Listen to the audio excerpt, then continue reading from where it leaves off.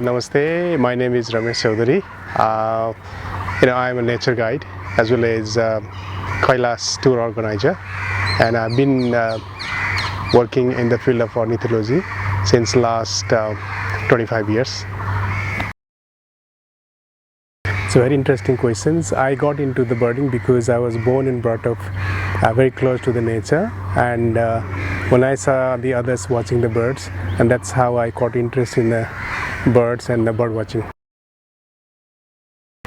For me, actually, I started as a pleasure hobby, but then later I changed into the professional. As a professor, I turned a pro, and then ever since I started taking the people. So for me, the bird watching it's a both. It's a source of entertainment, the knowledge, always it's an element to connect with the nature.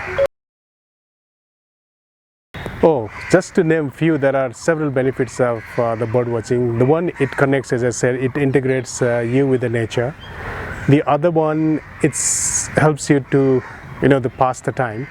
And the other thing, because say you go into the nature, then say the nature has healing properties, so it helps you to heal your negativity. It helps to cure your negativity. My favorite, and all the birds are very important for me, being a bird conservationist. So for me, all the birds play the very, the important role.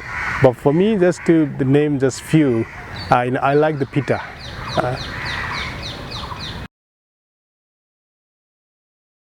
Well, my favorite birding destination is definitely, in the mountain region. Langtang is my favorite birding destination, and in the lowlands, of course, the Chitwan is my favorite birding destination. It's not because I was born and brought up in Chitwan, because the diversity of the birds. Definitely, I would like to first explore the birds of Nepal. I would like to travel in all the lengths and breadths of the country, and then if I had a choice, probably I would go to South America, especially just to name the Costa Rica. Yeah, of course, time is too short, but I would say I started, when I was actually probably 15, and ever since I was still birding. So it's been 40 plus years since I started looking at the birds, and it's been an amazing experience for me, because I get very excited even if I see the regular birds. So yeah, and because when you're looking for birds, definitely you see some other animals as well. So the birding is definitely, for me, is very good hobby. Definitely, I would like to be an eagle. The eagle, because it's a symbol of power as well, and it's all the senses of the eagles are very acute, and it can fly very high as well, and so that's why I want to be an eagle. Well, the birds can contribute in many ways. So the best way is to share the records, what one collects. So that's the best way, and also, educate the younger people. The one is, as I said, the diversity of the bird, and the other thing is accessibility, because it's easily accessible. Unlike in the mountains, it's difficult. Also the terrain-wise, so easy to travel from one corner to another corner. The endemic that we have, unfortunately, only one bird, endemic bird of Nepal, and that's the Spiny Babbler, what we call a Kande Vekur. We had the other one, the Nepal, the rain babbler or the copwing, but since it's also been recorded in some parts of India, so now unfortunately we have only one. But there are about 7 or 8 near endemic birds of Nepal. Like the hoary-throated barwing, yeah. Well, there is no definite record. I think there is one was recorded in the Kosi sometime back, but that was a juvenile one, and I myself actually saw almost 20 years ago in the the mustard field. So ever since, I think there has not been any confirmed record. In which location? In Chitwan or Kosi? No, in Chitwan, yeah.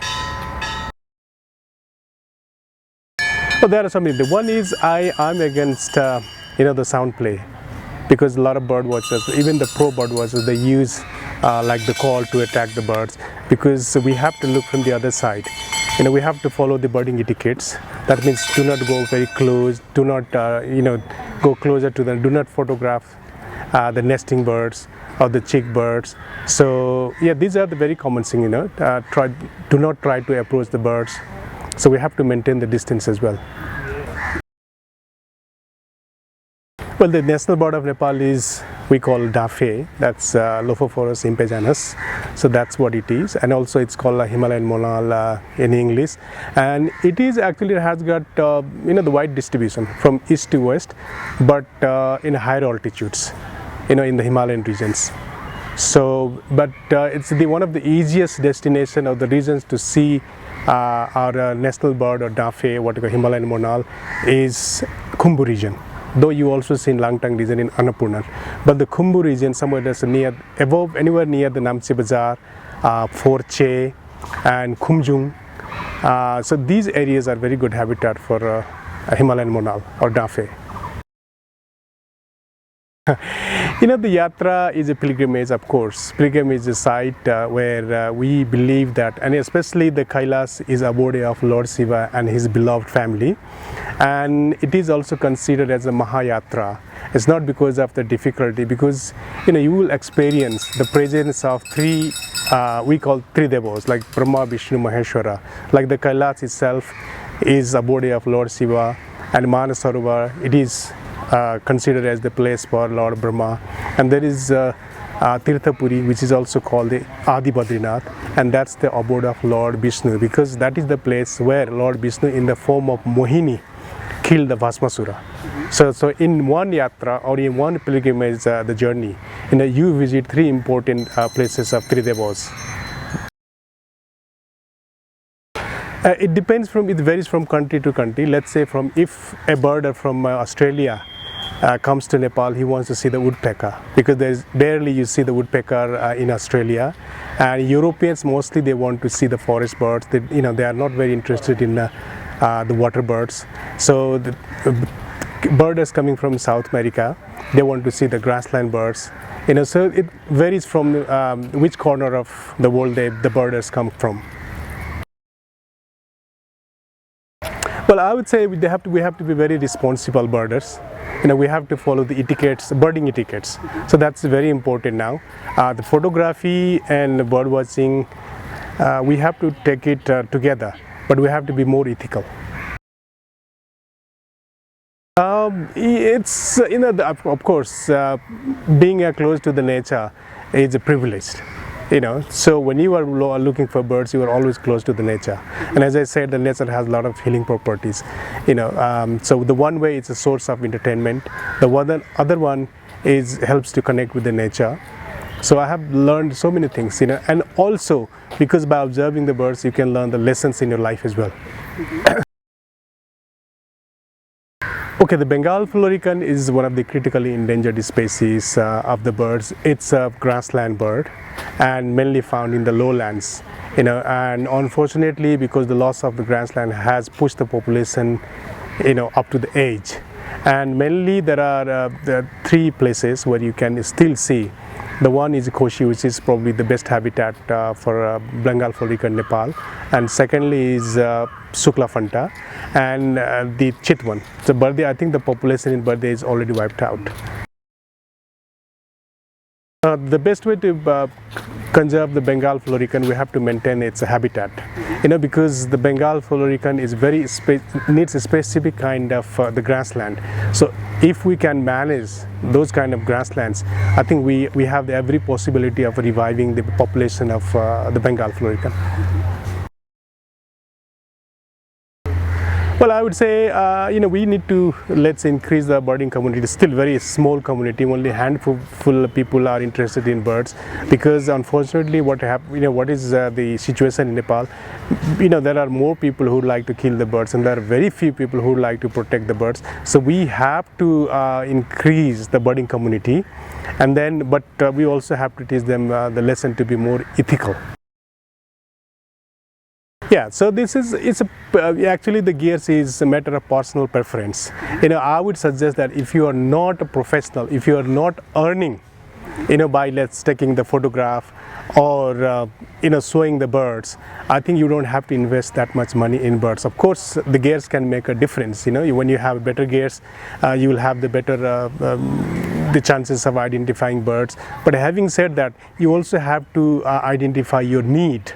And if you are not a professional, if you are not leading the bird watching tour, I think this mid-range binoculars and then the camera is, of course, it depends. First, I always say, first define your need for what purpose. So first you have to define the purpose, and then you invest in the gear. Of course, if you have money, you can invest on, but if you are cutting the edge, you really have to be careful investing the money, because birding and the photography, these two are very expensive hobbies. Okay, in the context of geographically, of course, Nepal is divided into three different main regions. That's the lowland, or what we call Tarai, and mid hills, and then high Himalayas, right? And in lowlands mainly we see the grassland and the forest birds. So in grassland we see mainly the babbler species, and the bulbuls, like the bulbul in the forest, and the woodpeckers as well, drongos. So these are the birds that we see in the forest. But whereas in the middle hills we see, of course, we see also the laughing thrushes in the lowland as well, but different kinds. But whereas in the mid hills we see mainly the warblers as well. The warblers do migrate in the lowlands as well seasonally, but mainly they breed in higher altitude as well. So in the mid hills we see the laughing thrushes, scimitar babblers, like in the bamboo forest. So, and then the other things we see, the minlas, we see tasias in the mid hills, and in higher Himalayas. So we see like the birds that we see in the meadows. The pipits do migrate in the lowlands during the winter, but they breed there in the alpine meadows. And then the other birds we see grandalas, we see accentres, we see finches. In higher, of course, we see the raptors there as well. It's like the eagles we see in higher altitudes. So these are the mainly birds. And in lowlands, the birds do migrate, the winter. So mainly the waterfalls we see, and then also the bee eaters we see. And in middle hills, we see the flycatchers also, and also we see the nil towers. So these are the birds. Well, we mainly say, we say restricted range species. So mainly in Nepal, we have got three restricted range species. So one we call it eastern restricted range species, and the other one is central, and then the westerns. So the birds that we see in the far western part of Nepal, we are talking about the restricted range species. We do not see in the east. And similarly, the birds which are eastern restricted range species we do not see in the west, whereas in the central has the benefit of the both. So we see a little bit the both, but the birds are very particular. So we have, and then like the birds that we see in the lowlands we barely see in higher altitudes. So the birds distribution is very interesting. Well, it depends, because you see, if the one is really a professional bird watcher, he will have the wish list. So any corner of Nepal is very interesting for the bird watchers, as we have different species in the different the locations. But mainly, the Koshi is the good for the forest as well as the waterfalls, and Chitwan is good for the forest and the grassland birds. And whereas I would say the Fulchoki near the Kathmandu Valley is the best birding destination, and Langtang is very good, Arun Valley. So these are the top birding the sites in Nepal. I think we need the really a good survey throughout the Nepal to find out from east to west, what I personally call is a baseline bird survey throughout the country, because only superficial research has been done in Nepal. So we need really a baseline bird survey to conduct throughout the season, throughout the year, all the seasons, to find out the total birds of this total body species of Nepal. Well, yeah. Now, up to now, there are some institutions behind the naming the birds, and they have tried their level-based to give appropriate name. But having said that, we have to, I think, take many factors into consideration. Of course, the one is the Sanskrit words. Another one is also it should be more, the best in the community level, and also the specific tribe. So we have to consider many factors. So far, I think the name which has been given, some are really inappropriate. So we have to find the appropriate names, but by consulting the communities as well as taking the other factor into consideration.